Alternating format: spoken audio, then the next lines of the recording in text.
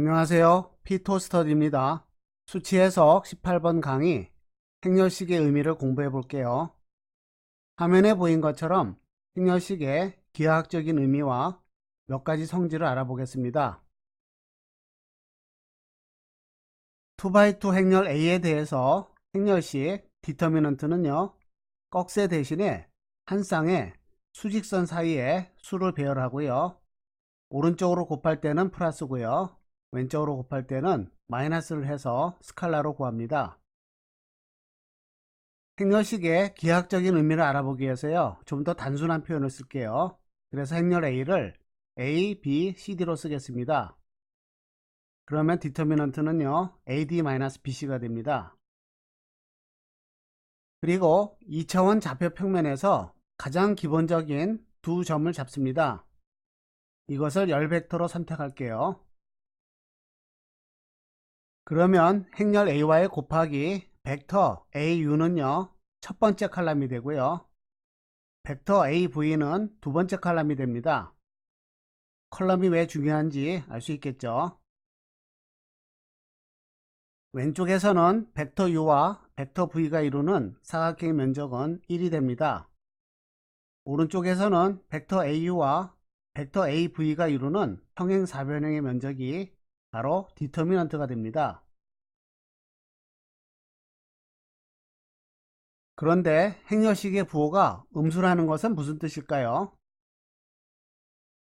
앞에서 살펴본 예제에서 AU 벡터는요, 3, 1이고요. AV 벡터는 1, 2가 됩니다. 이때의 디터미넌트는 6 빼기 1에서 5가 됐죠. 이 경우가 양수인 경우고요. 음수인 경우는 이와 같이 벡터 A가 이쪽으로 왔고요. 반대편이죠. 벡터 AV는 서로 자리를 바꿨습니다. 이 경우에는 행렬식의 부호가 음수가 되는데요. 파란색 벡터 U 벡터가 갈색 벡터 V 벡터로 회전하는 방향이요. 여기서는 식의 반대 방향 플러스입니다. 마찬가지로 오른쪽 위에서도요. 파란색 벡터에서 갈색 벡터로 회전하는 방향은 식의 반대 방향 플러스입니다. 오른쪽 아래에서는요. 파란색 벡터에서 갈색 벡터로 회전하는 방향이 반대 방향입니다. 식의 방향이죠. 그래서 음의 방향이 됩니다. 이와 같이 행렬식의 부호가 음수라는 것은요, 영역이 뒤집어져 있다는 뜻입니다. 일종의 오른손 좌표계와 왼손 좌표계와 같은 개념이죠. 3x3 행렬의 디터미넌트는요, 6개의 항으로 이루어집니다. 일반적으로 n×n 행렬의 디터미넌트는요, n 팩토리얼 개의 항을 가집니다. 3인 경우는 3팩토리얼 6이 된 것이죠. 이것을 계산하는 전통적인 방법은요, 오른쪽으로 곱할 때는 플러스입니다. 이쪽 3개를 구해서도 마찬가지고요. 남은 3개를 곱해서도 마찬가지로 플러스입니다. 그런데 왼쪽 사선으로 곱할 때는요, 부호가 음수가 됩니다. 이쪽 방향으로 3개를 곱해도 음수고요. 나머지 3개를 곱해도 음수가 됩니다. 이렇게 6개의 항을 모아서 디터미넌트를 결정하는 것이죠. 여기서 주의할 것이 있는데요. 이러한 간편 계산은요, 3x3 행렬까지입니다. 4x4부터는 이렇게 계산하면 안됩니다. 3x3 행렬의 디터미넌트는 기하학적으로 어떤 의미일까요? 아까와 마찬가지로 기본 벡터를 곱합니다. 그러면 행렬의 첫 번째 칼럼, 두 번째 컬럼, 세 번째 칼럼을 각각 구할 수 있습니다. 이때 세 벡터가 이루는 평행 육면체를 생각할 수 있고요. 이 평행 육면체의 최적이 바로 디터미넌트의 값이 됩니다. 만약 이 세 벡터가 오른손 좌표계면요, 디터미넌트는 양수가 되고요. 왼손 좌표계면 디터미넌트는 음수값이 됩니다. 그래서 n×n 일반적인 행렬의 디터미넌트를 구하기 위해서요, 앞에서 구한 3x3 행렬의 디터미넌트를 분석해 보겠습니다. 주어진 결과를 일행의 원소들 A11, A12, A13에 대해서 인수분해하고 쓰면요, 괄호하는 모두 소행렬의 행렬식이 됩니다. 그래서 이와 같이 쓸 수 있고요. 소행렬의 행렬식을 라지 A 원원으로 쓰고 있죠. 이와 같이 소행렬을 이용하는 규칙적인 합으로 되고요. 이것을 일행에 관한 전개라고 합니다. 마찬가지 방법으로 이 수식을 1행, 2행, 1열, 2열에 관해서 전개하면 각각 이와 같이 됩니다. 그런데 여기서 보면요, 부호가 플러스, 마이너스, 플러스, 마이너스, 플러스 이런 식으로 교대로 바뀌고 있어요. 자세히 살펴보면 행의 번호와 열의 번호의 합이 홀수이면 음수고요, 짝수이면 양수가 됩니다. 이와 같이 행렬식은 어떤 한 행 또는 한 열에 관하여 소행렬의 행렬식과의 곱으로 전개할 수 있습니다. 이때 플러스와 마이너스 부호가 교대로 바뀌는 것이요, 마치 체스판의 흰색과 검은색이 교대로 바뀌는 것과 비슷하죠. 이러한 규칙은 행번호 더하기 열번호가 짝수이면 플러스고요, 홀수이면 마이너스가 됩니다. 체스판처럼 플러스와 마이너스가 교대로 바뀌는 것을 쉽게 다루기 위해서 여인수 행렬을 사용합니다. 여인수 행렬은 소행렬의 디터미넌트 값에 부호가 교대로 바뀌는 것을 곱한 것인데요. 그렇게 되면 앞에서 구했던 행렬식을 이와 같이 쓸 수 있습니다. 모두 플러스 기호만을 가지고 있죠. 코페터 매트릭스의 트랜스포저를 수반 행렬 어조인트 매트릭스라고 합니다. 단순히 행렬의 전치일 뿐인데 새로운 이름을 붙였죠. 왜냐하면 나중에 역행렬에서 사용하기 때문입니다. 여인수 행렬을 이용해서 행렬식을 구하는 것을 라플라스 전개라고 하고요. 이와 같은 수식으로 주어집니다. i행에 관한 전개이고요. j-열에 관한 전개입니다. 어느 쪽을 써도 상관없죠. 행렬식을 구할 때 0을 가장 많이 포함한 행 또는 열을 기준으로 전개하면 계산량이 많이 줄어듭니다. 그렇더라도 행렬이 커지면 가우스 소거를 이용하는 것이 수치적으로 훨씬 효율적입니다. 두 행렬 AB의 곱의 행렬식은요, 각각의 행렬의 행렬식을 곱하는 것과 같고요. 특별히 위삼각, 아래삼각인 경우에는요, 행렬식이 대각선의 원소들을 곱하면 됩니다. 아주 간단하죠? 수반 행렬과 행렬식의 관계를 알아보겠습니다. 크로네커 델타는요, 첨자 ij가 같으면 1이 되고요, 서로 다르면 0이 되는 기호입니다. 이것을 이용해서 라플라스 행 전개를 일반화할 수 있습니다. i와 j가 다르죠. i 값과 j 값이 같으면 라플라스의 행 전개고요, 다르면 0이 됩니다. 왜 그런지 이유를 보면요, 아래와 같습니다. 첫 번째 식은 디터미넌트의 행전개를 말합니다. 파란색 원소들이 행전개를 이루고 있죠. 마찬가지로 빨간색 원소들이 행전개를 이룹니다.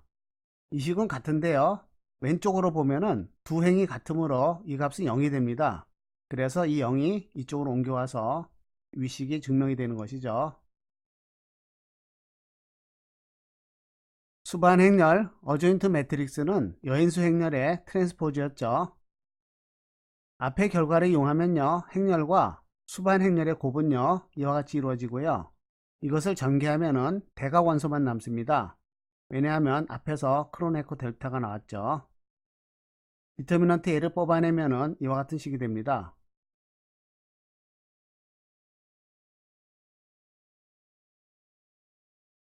행렬식 디터미넌트의 성질을 한 페이지에 일목요연하게 정리했죠. 처음 3개는요, 행렬의 기본행 연산 3가지에 대응하는 것입니다. 이러한 성질들을 하나하나 차근차근 살펴볼게요. n/n 행렬의 행벡터를 대문자 r로 나타내면요, 세로 방향으로 i행과 j행이 놓이게 됩니다. 그러면 디터미넌트는 여기에 적용되는 것이죠. 첫 번째 연산은 두 행을 교환하는 것입니다. i행과 j행을 교환하면요, 부호가 바뀝니다. 다시 말해서 마이너스 1을 곱하는 것이죠. 두 번째는 한 행에 상수배를 하면요, 그만큼 밖으로 빠져나옵니다.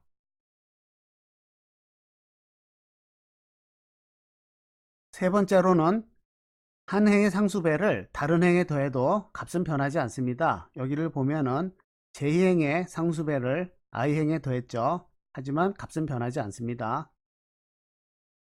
행렬에서 가장 중요한 기본행 연산 세 가지에 대한 성질을 살펴봤죠. 다음으로는 비례관계입니다. 두 행이 비례관계에 있으면요, 앞의 성질을 이용해서 행렬식의 값은 0이 됩니다. 마이너스 s를 곱해서 더하면 0벡터가 되죠. 0벡터가 포함되면 행렬식은 0이 됩니다. 행렬의 상수배의 디터미넌트는요, s가 아니고 s의 거듭제곱이 나옵니다. 왜냐하면 행렬의 스칼라배를 하는 것은요, 각 행벡터에 s를 곱하는 것입니다. 그러면 s가 n개만큼 밖으로 빠져나오고요. 그래서 s의 거듭제곱이 됩니다. 깜빡하면 실수할 수 있는 내용입니다. 마이너스 a의 디터미넌트는요, 마이너스 1은 스칼라니까 마이너스 1의 거듭제곱이 됩니다. 짝수일 때와 홀수일 때가 다르죠. 여러가지 성질들이 있습니다. 행렬의 곱의 디터미넌트는요, 각각의 디터미넌트를 곱하는 것이고요. 행렬의 거듭제곱의 디터미넌트는 디터미넌트의 거듭제곱입니다. 여기에는 역행렬도 포함합니다. 트랜스포즈의 디터미넌트는 원래 것과 같고요. 행렬 A가 복소수를 포함하면 켤레 행렬의 디터미넌트는 디터미넌트의 켤레 복소수와 같습니다. 그리고 아래 삼각, 위삼각 행렬의 디터미넌트는요, 대각선의 원소를 곱하면 되죠. 수반 행렬의 행렬식입니다. 앞에서 이러한 공식을 배웠죠. 행렬과 수반 행렬을 곱하면은 단위 행렬의 디터미넌트를 곱한 것이었습니다.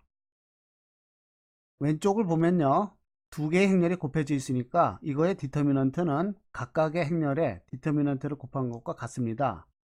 오른쪽도 마찬가지죠. 스칼라가 곱해진 행렬의 디터미넌트를 구하면요, 스칼라의 n승이 빠져나오죠.